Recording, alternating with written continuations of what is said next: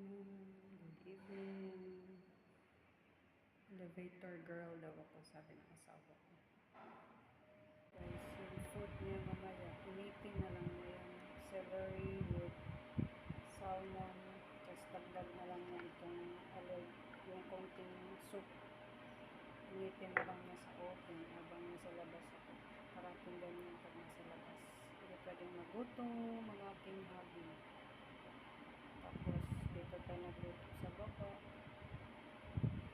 Akyat tayo mamaya. Doon tayo kakain. Salamat.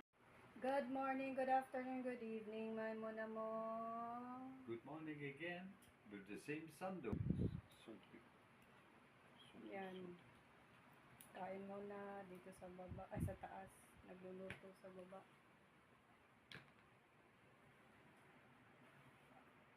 Kasi alis na naman yung lola later. Nag-anticipated mass na ako kagabi.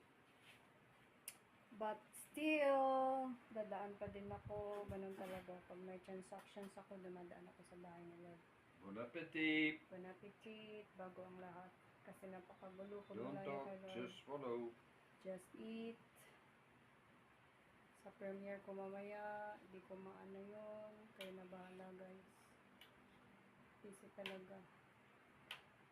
Kailangan ko mag-grocery din after church. Visiting church. And then, meron kasing laboratory reading ni Doc. That's why, change schedule ako.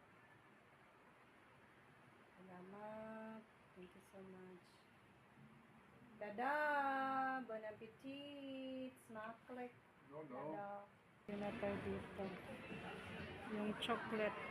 Yung paborito. Pati yung almond milk dito banda. Nakabili na tayo.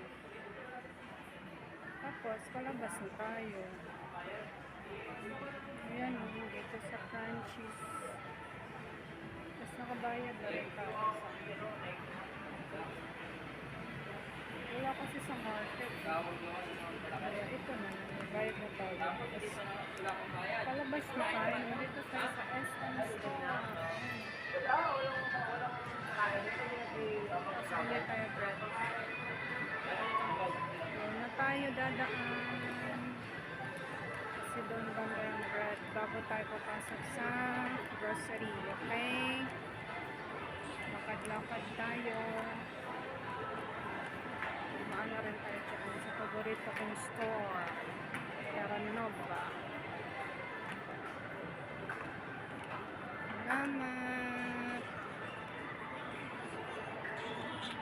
Ito guys, dahil sa mainit na panahon.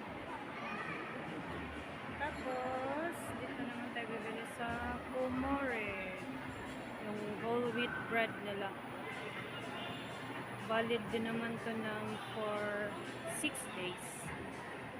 Diba? Mga whole wheat bread. Ano? Whole wheat bread.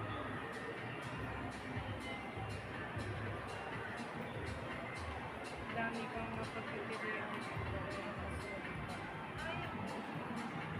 Pero preferred namin yung gawin ng whole wheat bread.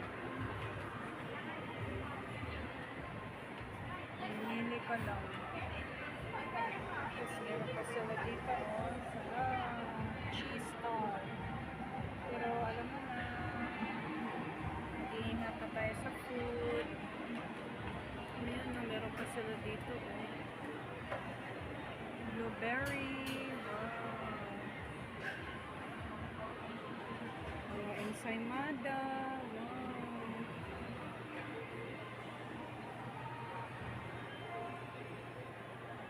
Pero whole wheat bread muna tayo.